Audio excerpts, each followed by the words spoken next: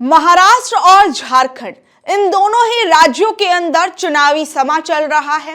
वहीं दूसरी ओर एक ऐसी बड़ी खबर सामने आई है जिसके बाद बीजेपी पार्टी की मंशा पर सवाल उठने लगा है कि क्या बीजेपी पार्टी सबसे पहले तो किसी भी राज्य के चुनाव को जीतने के लिए साम दाम दंड भेद सभी तरह की नीतियों को अपना लेती है, और अगर किसी राज्य के चुनाव को नहीं जीत पाती है तो उस राज्य को फिर एक बार अपने हिस्से में करने के लिए विधायकों को तोड़ने का खेल शुरू कर देती है। मैं अब यह सवाल इसलिए पूछ रही हूं, दरअसल एक बार फिर बीजेपी पार्टी पर यह आरोप लगा है कि उन्होंने कांग्रेस के विधायकों को तोड़ने के लिए 50-50 करोड़ रुपए के लालच दिया है, और ये आरोप लगाया है कर्नाटक के मुख्यमंत्री ने। ये वही कर्नाटक है जिसके चुनाव को बीजेपी जीतते जीतते रह गई, और कहीं ना कहीं इस चुनाव को जीतने को लेकर बीजेपी पार्टी पूरी तरीके से कॉन्फिडेंट थी, लेकिन कांग्रेस पार्टी ने इस चुनाव को जीतकर बीजेपी पार्टी को एक करारी हार दी थी। तो कहीं ना कहीं अब ये सवाल उठने लगा है कि जैसे ही अब ये खबर सामने आई है और बीजेपी पार्टी पर अब ये बड़ा आरोप लगा है, तो क्या उसके बाद फिर एक बार बीजेपी पार्टी ने झारखंड और महाराष्ट्र के चुनावों के बीच में कर्नाटक को अपने हिस्से में करने का गेम प्लान शुरू कर दिया था? क्या वहां पर भी ऑपरेशन लोटस को चलाने की तैयारी शुरू कर दी थी? तो सबसे पहले ये खबर देखिए। हमारे विधायकों को बीजेपी ने दिए 50-50 करोड़ रुपए के ऑफर, सीएम सिद्धारमैया का सनसनीखेज दावा। कर्नाटक के मुख्यमंत्री सिद्धारमैया ने कहा कि सरकार को किसी भी तरह से गिराने के लिए उन्होंने यानी बीजेपी ने 50 विधायकों को 50 करोड़ रुपए की पेशकश की।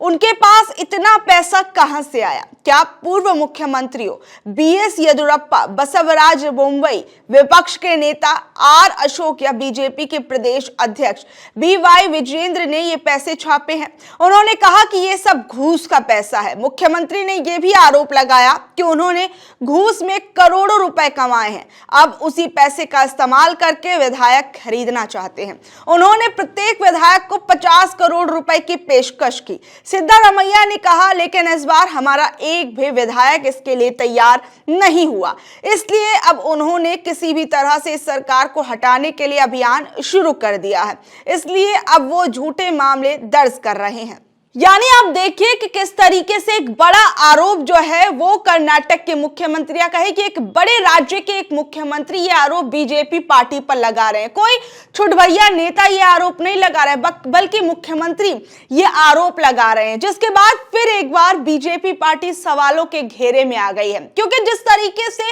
प्रधानमंत्री नरेंद्र मोदी की पार्टी बीजेपी पार्टी पे तमाम सवाल उठते रहे हैं, क्योंकि एक तरफ जहां बीजेपी पार्टी ये कहती है कि देखिए हमने विकास किया है और हमारे विकास को जनता देख रही है, उसी आधार पर हमें वोट देती है, प्रधानमंत्री नरेंद्र मोदी के विकास को देखा गया और इसलिए हम लगातार सरकार में आ रहे हैं। गुजरात मॉडल की बात की जाती है। गुजरात मॉडल को एक तरीके से हर राज्य में जब चुनाव अभियान बीजेपी पार्टी शुरू करती है तो उन चुनावों के अंदर गुजरात मॉडल को दिखाती है कि देखिए प्रधानमंत्री नरेंद्र मोदी जब गुजरात के मुख्यमंत्री थे या फिर अभी भी गुजरात के अंदर किस तरीके से गुजरात का जो मॉडल है वो काम कर रहा है और वहां पर किस तरीके का विकास हुआ है।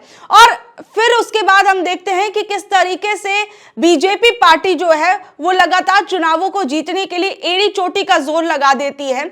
और गुजरात मॉडल तो मैं आपको बात कर रही हूँ, गुजरात मॉडल पर भी फिर एक बार सवाल उठने लगे हैं।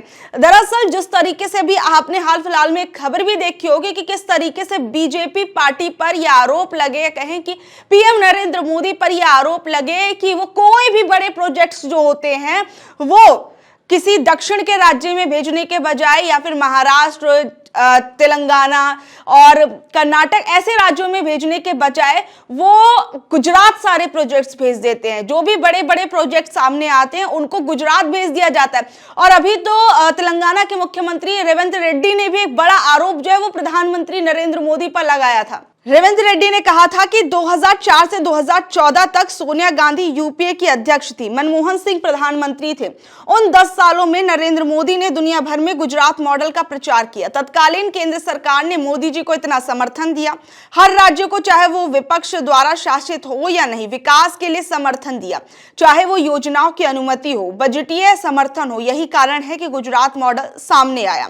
और साथ ही में रेवंत रेड्डी ने यह भी कहा कि अगर कुछ निवेश तेलंगाना में आता है, अगर कोई निवेशक तेलंगाना में निवेश करने के लिए तैयार हो जाता है तो पीएमओ उन्हें गुजरात जाने के लिए कहता है। सेमीकंडक्टर निवेश किसके लिए दिया गया है? वो भारत के प्रधानमंत्री हैं, लेकिन मोदी जी गुजरात के प्रधानमंत्री की तरह व्यवहार कर रहे हैं, क्योंकि उनमें हर निवेश और हर नजरिए में गुजरात है। हम 10 साल तक सत्ता में रहे, लेकिन गुजरात के लिए कोई भी समस्या पैदा नहीं की।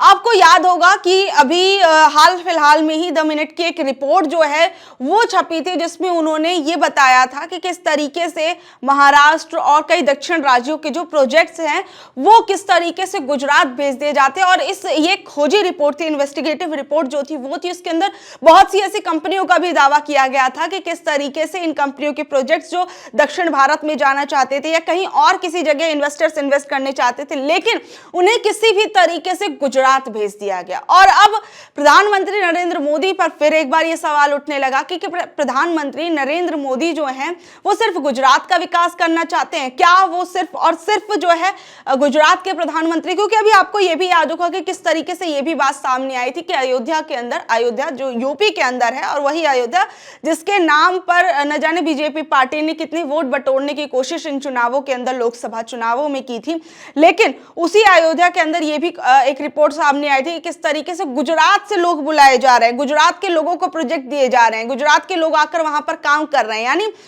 गुजरात जो अयोध्या के अंदर जब जो काम हो रहा है, अगर वहां से बाहर से भी अगर मजदूर आ रहे हैं तो उसमें ज्यादा संख्या देखिए गुजरात के लोगों की, क्योंकि अगर कहीं पर कोई कंस्ट्रक्शन होता है तो वहां के ज्यादातर कोशिश की जाती है कि वहां के आसपास के लोगों को काम दिया जाए, और आसपास के लोगों के साथ साथ अगर उस क्षेत्र में नहीं तो उस राज्य के लोगों को ज्यादातर काम दिया जाए।